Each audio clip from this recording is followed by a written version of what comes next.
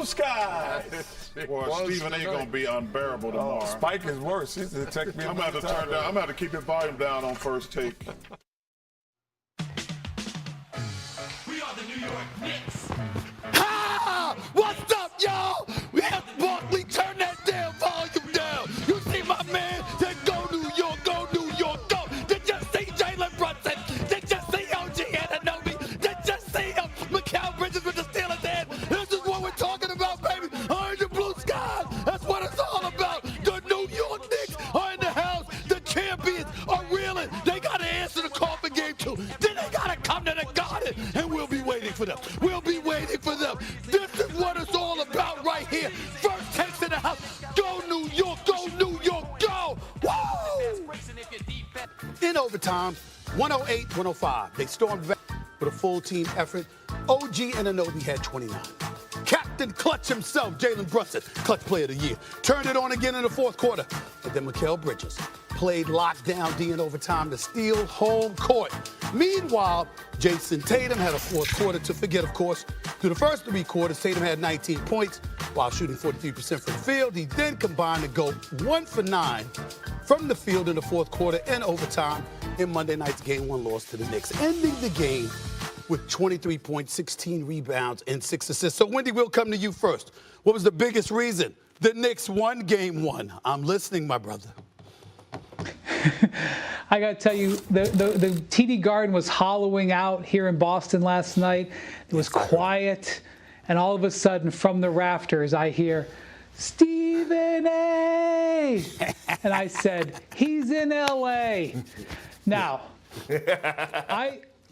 I don't want to take anything away from the Knicks because it was there, and Brunson and Jalen Brunson and Mikal Bridges and Josh Hart, who we haven't given enough credit to while we've talked about this game, they took it.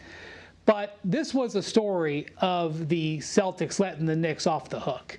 I have never seen a display, even by the standards of the Celtics, who frankly have achieved new frontiers of what it looks like to shoot up a ton of threes. They've never done this before. They were chucking like I've never seen them chuck. And there was at one point in the third quarter where they took 19 out of 20 shots were threes. They got up 20 points in this game, and their next 10 shots were threes, and they missed all of them.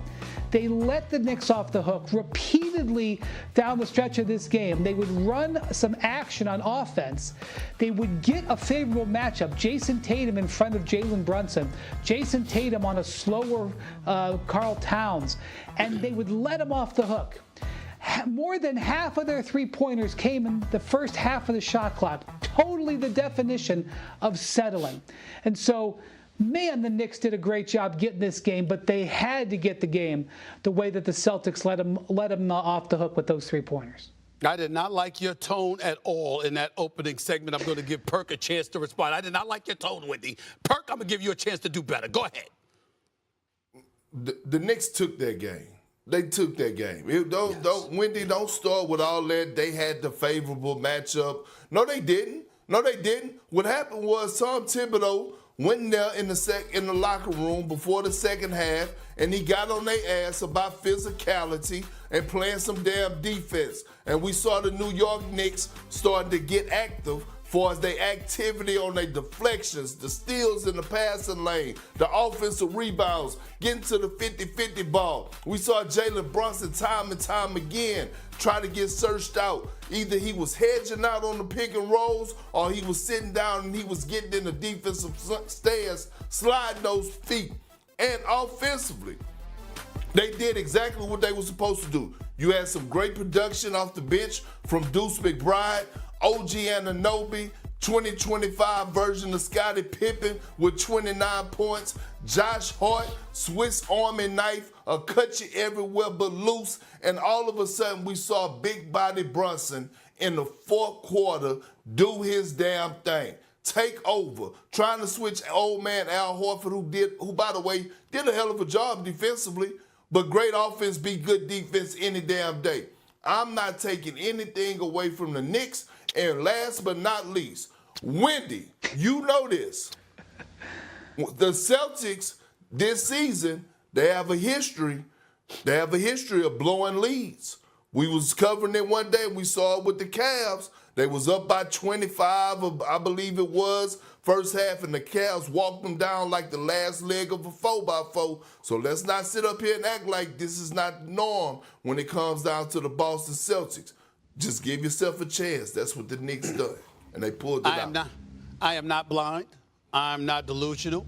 I recognize the fact that you got to win 4 games to win a series. I understand that, and the Boston Celtics should still be the favorites. I get all of that. But damn it, we can talk about that another day. This morning, right now, it's orange and blue skies, baby. It's orange and blue skies. That's what we're talking about here. I saw my man Jalen Brunson. Yeah, not once. Yeah, not twice. Yeah, this is what the man did in the fourth quarter. I saw them down 20 in the third quarter, and they come storming back. I love the fact that they started off the fourth quarter with scoring 8 straight points. I love that. You understand? That's what I'm talking about. I saw Jason Tatum held to over 7 shooting in the fourth quarter. I saw Mikal Bridges, who was struggling throughout, hit a 3 in overtime to put him up 106-100. I saw not 1 but 2 steals of Jaylen Brown. I saw a block of a Drew Holiday 3-point attempt. That's what I saw from Mikal Bridges. I saw Karl Anthony Towns getting in foul trouble, playing by foul trouble, still giving you a double-double. I saw OG Anunoby, that dude right there, you understand,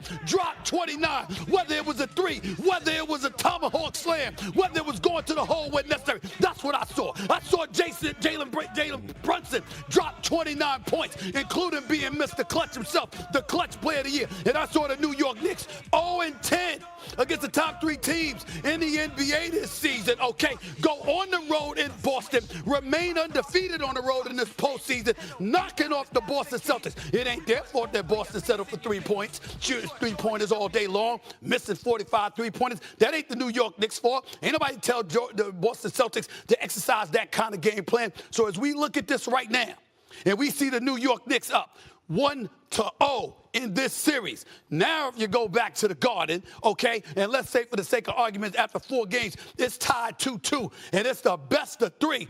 That's more than any of us expected, which brings me to this question, Wendy. Can the New York Knicks possibly win this series? So let me just say this. If the Knicks want to win this series, then Game 2 is a must-win. And you may think that's strange, and I'm not even trying to take the focus off Game 1. The Celtics, for various reasons, a lot of it self-inflicted, drop home games. I don't know why. They just do. They did it throughout the season. They actually were a better road team than they were at home during the course of the season, especially when it comes to the top teams. The Knicks have been